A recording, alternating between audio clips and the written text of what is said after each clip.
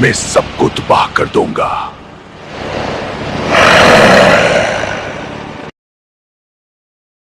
एक जिन कब्रिस्तान में आधी रात को चहकता था।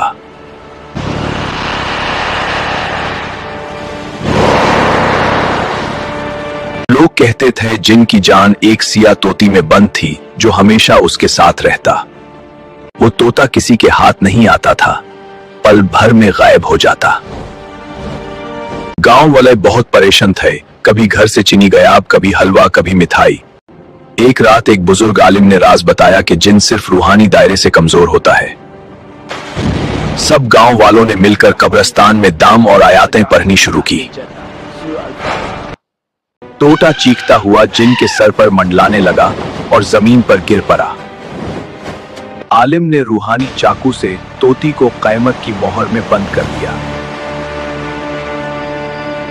टूटा टूटे ही जिन चीख कर राख बन गया और गांव हमेशा के लिए अमान में आ गया।